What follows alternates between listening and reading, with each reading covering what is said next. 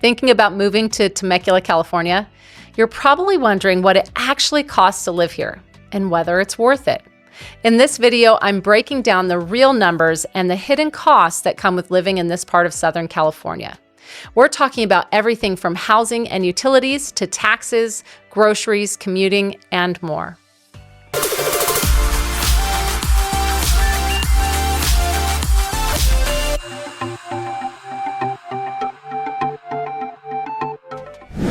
Welcome back to Love to Live in the Temecula Valley. I'm your host, Katherine. Before we dive in, hit that like button and subscribe so you never miss a weekly update on life here in the Temecula Valley. And if you're new to the area or planning a move soon, sign up for my weekly email newsletter, Temecula Valley Happenings with Katherine. It's full of local events, things to do, and helpful insights to get connected here. You can find the link in the description below. Housing costs.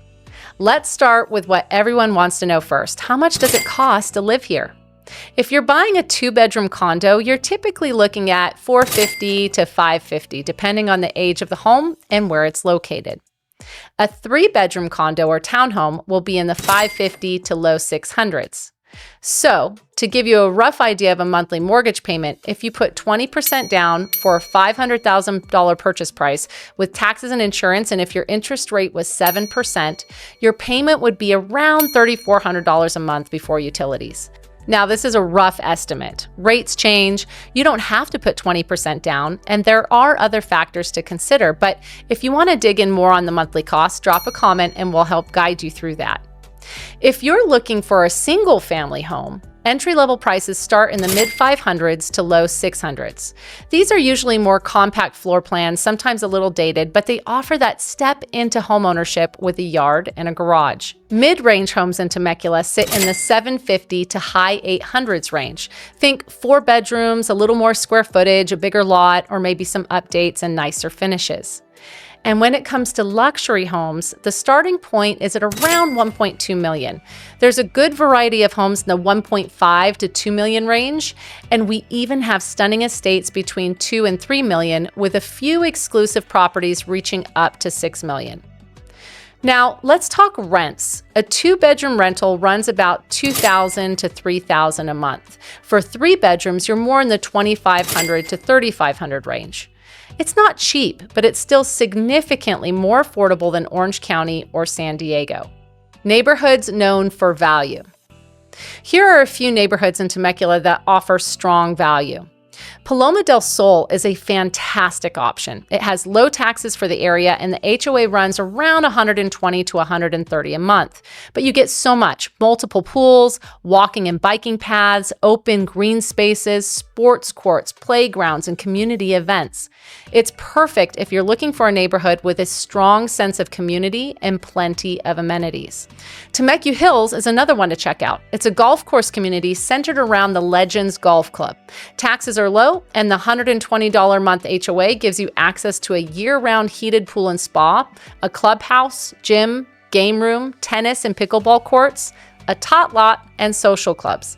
It's ideal for someone who wants amenities without paying luxury prices. Vail Ranch is a third solid option. There's no HOA, but it's packed with walking and biking trails, and it backs up to Red Hawk, so you kind of get the feel of that community without the higher price point. Plus, Vail Ranch feeds into Great Oak High School, which is one of the most highly ranked and sought-after public schools in the area. Property taxes. One of the biggest hidden costs that most people overlook is property taxes, and in Temecula, it can vary a lot depending on the neighborhood. Here's a general breakdown. Low tax areas would be that 1.2 to 1.3%. Mid-range, somewhere between 1.4 to 1.7. And then the higher tax areas, you'll see 1.8 to 1.9. Newer neighborhoods tend to have more special assessments and bonds, especially Mello-Roos, which fund community infrastructure like schools, roads, and parks. These extra costs are on top of your tax base rate. For example, in Wolf Creek and Summers Bend, you could be paying $3,000 to $3,500 a year just in special assessments. That's before we even get to the base tax rate. Also, if you're buying in communities like Wolf Creek and Harveston, they charge something called a community enhancement fee at closing. It's a 0.25% fee of the home's purchase price paid by the buyer when they first purchase. When I'm working with clients, this is one of the first things I research so you're not blindsided. I always send over tax breakdowns before we even schedule showings. HOA fees and new build costs. In Temecula, HOA communities are very common, and for a lot of people, that's actually a plus. Some HOAs are pretty minimal. They're just there for common area landscaping and upkeep. Those usually cost around $40 to $70 a month. Then there are communities that offer full amenities: pools, clubhouses, sports courts, walking trails, even social events and classes. Those usually range between $100 and $200 a month, depending on what's included. Now let's talk about new construction. Because of California regulations, solar is mandatory on all new homes. It's not optional. You'll either be purchasing the solar system and rolling it into the price of your home, or leasing it through the solar company the builder uses for that development. That's great long-term for energy efficiency, but it's important to understand how that will impact your mortgage and monthly expenses up front. Utilities. Now, let's get into monthly utility costs, because this is another place where people are sometimes surprised. Your electric bill in a typical single-family home in Temecula might run $120 to $250 a month, but in the peak summer months, especially if you're blasting the AC and don't have solar, it's not uncommon to see bills between $500 and $800. And yes, that's even if you're conservative with usage. This is why a lot of homeowners here end up adding solar panels, especially if they plan to stay for more than 7 years, or if they own an electric vehicle. It can be a game changer in controlling long-term costs.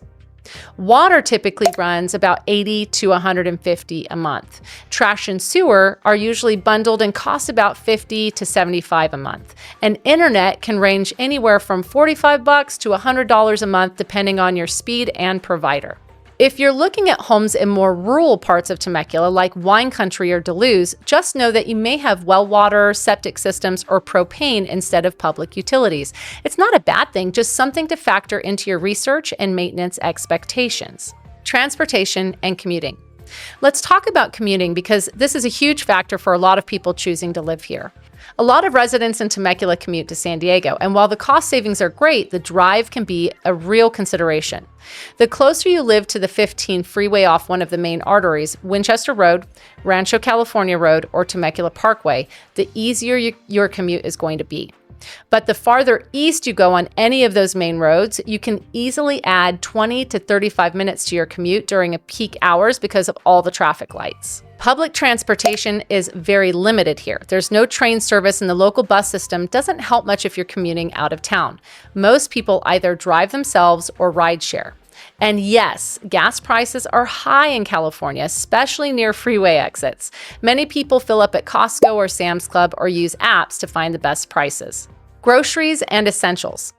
Temecula is a dream when it comes to everyday essentials. You've got everything: Costco, Super Target, Walmart, Trader Joe's, Barron's, Sprouts, Ralph's, Stater Brothers, Vons, and Albertsons.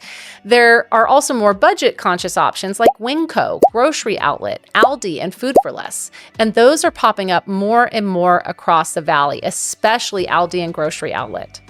If you like to shop local, Temecula has several farmers markets where you can buy fresh produce, baked goods, and handmade items from small businesses. The bottom line? No matter what your shopping style is, you've got plenty of convenient and affordable options without having to leave the city. Dining, entertainment, and recreation.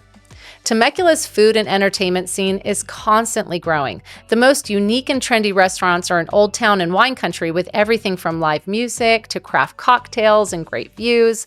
We don't have clubs or a big nightlife scene, but we do have some amazing speakeasies, breweries, and casual places to hang out.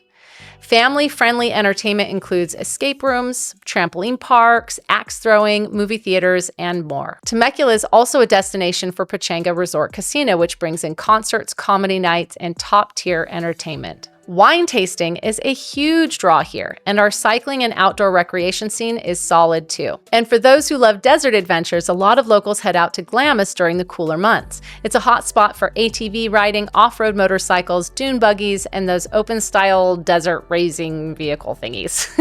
It's all about off-roading, camping, and adventure out on the sand dunes. Now, If you own an RV or boat, this is something you'll want to pay attention to. Most HOAs have pretty strict rules. Some won't allow driveway parking at all, and others won't allow RVs on their property, even if it's tucked behind a gate. If that's important to you, you'll want to focus your home search on neighborhoods without an HOA or places that offer larger lots with more flexibility. Healthcare. Temecula has great access to hospitals and clinics. You've got Temecula Valley Hospital, and just over in Murrieta, there's Loma Linda and Inland Valley Medical Center. Kaiser also has locations in Temecula, Murrieta, and Wildomar. Primary care is easy to access, but for specialists, you may have to drive to San Diego. For example, our middle son had this quirky medical condition pop up out of nowhere that hospitalized him at the end of last year. We're already established with Brady's children locally for primary care, but we needed specialists that we could only get down in San Diego. So just be aware that it's not uncommon. Specialists in our area get booked out, and for some specific needs, you can't get the support needed here locally. One thing I always emphasize to my clients is to be mindful of Mello-Roos and special assessments. There's no one line that separates parts of town with high taxes from those without. Even two homes on the same street could have vastly different tax bills because they're in different developments. That's why working with someone who understands the area and who pulls that info up for you up front can make a huge difference in staying within budget. And one thing that surprises a lot of people about Temecula is just how friendly and community-oriented it feels. You'll find community events, city-run activities, and a ton of local pride that makes it feel like home pretty quickly. One couple I worked with recently had been renting a 2-bedroom apartment in La Mesa. They worked from home, shared a room with their toddler, and had their almost 4-year-old in the second bedroom, and had their desks set up in the living room. They were able to move here and buy a home with 4 bedrooms, a family room, a living room, a cute kitchen, and a big backyard. Each of the kiddos have their own room, and they used the 4th bedroom for their office. Plus, we negotiated repairs with the seller, just giving even more confidence with their purchase. And now, not only do they have a space for everyone, they also got access to much higher ranking schools and so much available for their family to do together. Their quality of life changed overnight. So that's the real cost of living in Temecula, California. If you're thinking about making a move and want someone to walk you through what this could look like for you, I would love to be your guide for all things Temecula Valley. Make sure to hit that subscribe button so you don't miss future videos, and don't forget to sign up for the Temecula Valley Happenings with Katherine newsletter using the link below. We'll see you on the next video.